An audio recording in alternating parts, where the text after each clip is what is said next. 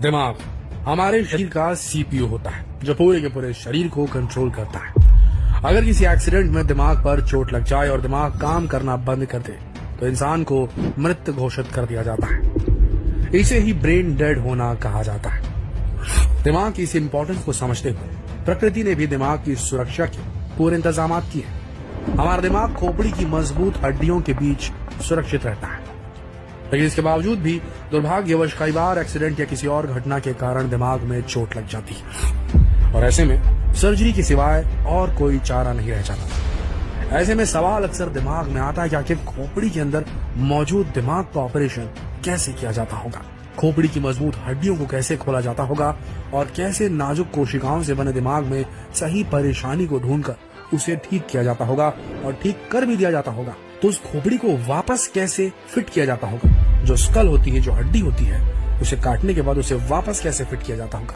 ये अपने आप में एक बहुत बड़ा सवाल है जो कई लोग जानना चाहते हैं कि ऑपरेशन कितने सफल होते हैं ऐसे वाले। अगर डॉक्टर से कोई चूक हो जाए तो क्या होता होगा। आज की इस वीडियो में हम इन सभी सवालों के जवाब जानने की कोशिश करेंगे, तो बने रहिए हमारे साथ इस वीडियो के अंत तक। जैसा कि हमने वीडियो की शुरुआत में बताया कि दिमाग हमारे शरीर का सीपीयू है। जिस तरह कंप्यूटर के सारे वर्क को सीपीयू कंट्रोल करता है, वैसे हमारे शरीर के हर अंग को क्या काम करना है, कैसे इनके बीच सामंजस्य कोऑर्डिनेशन बैठाना है, ये सब कुछ सारा का सारा डायरेक्शन दिमाग ही देता है। और अगर किसी इंसान का दिमाग काम करना बंद कर दे तो उसका पूरा शरीर काम करना बंद कर देता है। वो इंसान एक जिंदा लाश मात्र बना रह जाता है, जिसकी सांसें तो चलती लेकिन वो हिल डुल नहीं सकता, ना कुछ सुन सकता है, ना कुछ समझ सकता है। दिमाग एक बहुत ही नाजुक चीज है जिसके माध्यम से हम इस पूरी दुनिया से इंटरैक्ट करते हैं। अगर दिमाग गायब हो जाएगा तो हम इस दुनिया को समझना, इसे इंटरप्रेट करना पूरी तरीके से भूल जाएंगे। ना आंखें देख पाएंगी, ना नाक सुन पाएगी, ना जीभ टेस्ट कर पाएगी, ना ही हमारी त्वचा कुछ महसूस कर पाएगी। इसीलिए प्रकृति ने दिमाग को शरीर की सबसे मजबूत हड्डी यानी कि हमारी खोपड़ी के बीच, स्कल बोन के बीच सुरक्षित रखा है। लेकिन न चाहते हुए भी कई बार किसी कारण से सर पर चोट लग जाती है या फिर दिमाग में ट्यूमर बन जाता है। पहले तो डॉक्टर दवाइयों की मदद से इसे ठीक करने की कोशिश करते हैं, लेकिन जब कोई फायदा नहीं होता तब हार कर डॉक्टर को सर्जरी का सहारा लेना पड़ता है। लेकिन अगर इस सर्जरी में कोई छोटी सी भी चूक हो गई तो वो इंसान हमेशा के लिए एक जिंदा लाश बनकर रह जाता है। इसलिए केवल दुनिया के बेस्ट न्यूरोसर्जन ही इसे करने के लिए तैयार होते हैं। चलिए अब ये भी देख लेते हैं कि आखिर ये ऑपरेशन किया कैसे जाता है। हमारा दिमाग खोपड़ी के अंदर रहता है, लेकिन इसके अंदर 3 और हड्डियां होती हैं जिनका काम दिमाग की सुरक्षा करना होता है। इसके बाद भी दिमाग के ऊपर एक प्रोटेक्टिव लेयर होती है जो कि दिमाग को झटकों से बचाती है। लेकिन इतनी सुरक्षा में रहने के बावजूद भी अगर दिमाग में चोट लग जाए या फिर ट्यूमर हो जाए या खून का थक्का जम जाए तो सर्जरी ही एकमात्र उपाय रहती है।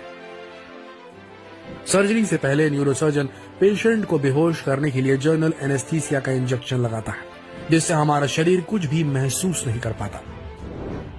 इसके बाद दिमाग का सीटी स्कैन निकाला जाता है ताकि दिमाग की सभी एक्टिविटी को कैप्चर किया जा सके। इसके बाद डॉक्टर दिमाग को एक खास इक्विपमेंट में फंसा देता है ताकि हमारी खोपड़ी में कोई भी मूवमेंट ना हो।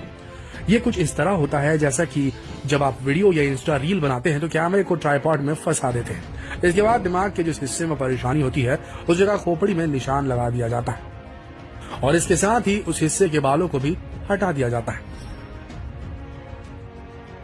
इसके बाद जिस हिस्से पर निशान लगे हैं वहां कट लगाकर स्किन को हटा दिया जाता है और फिर ऑपरेशन ड्रिल की हेल्प से पेशेंट की खोपड़ी की मजबूत हड्डियों में छेद किए जाते हैं और फिर डॉक्टर एक इक्विपमेंट की मदद से हड्डियों को काटकर उसे खोल देता है। इसके बाद तीनों प्रोटेक्टिव लेयर्स को काटकर ऑपरेशन होने तक के लिए अलग कर दिया जाता है। इसके बाद डॉक्टर हमारे दिमाग को एकदम क्लियर देख सकते हैं और फिर डॉक्टर हमारे दिमाग में मौजूद परेशानी की वजह ढूंढते हैं। अगर दिमाग में ट्यूमर है तो उसे काट कर हटा दिया जाता है और अगर ब्लड क्लॉटिंग यानी खून का थक्का है तो उसे साफ किया जाता है या फिर जो भी परेशानी होती है उसे ठीक किया जाता है। डॉक्टर का काम यही खत्म नहीं होता। इसके बाद उसे पूरी सावधानी से आपके दिमाग की एक एक परत को वापस सही जगह लगाना पड़ता है।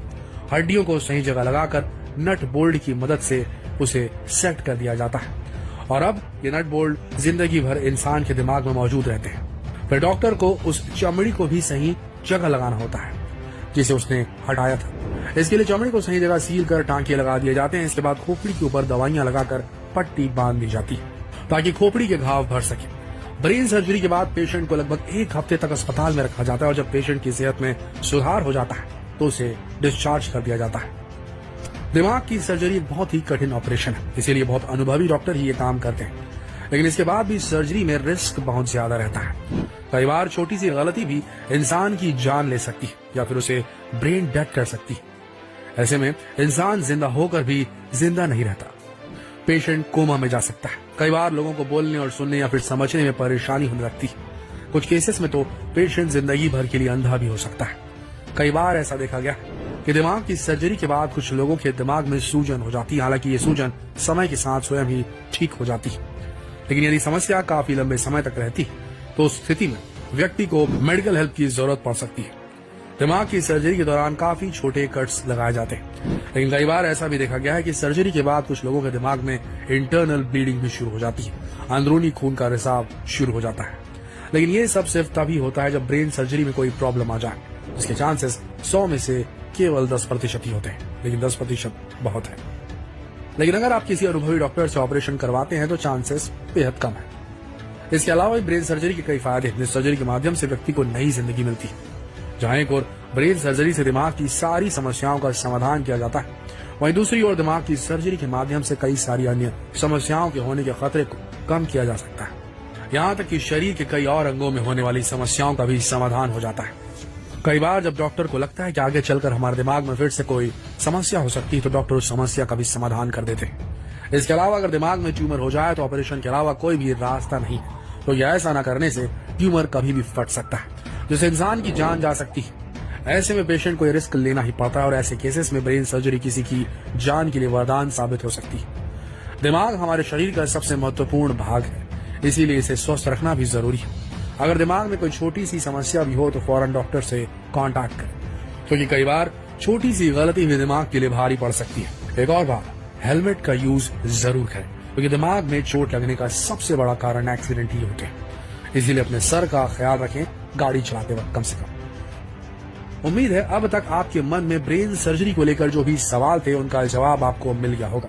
इसीलिए इसे अपने दोस्तों के साथ शेयर करना बिल्कुल न भूलें। शेयर कीजिए फेसबुक पर, व्हाट्सएप पर, यूट्यूब पर, ताकि सभी की जिज्ञासा को शांत किया जा सके। मिलते हैं कल एक और दिलचस्प वीडियो में, तब तक के लिए आप सबका इस वीडियो के अंत तक बने रहने के लिए दिल से धन्यवाद।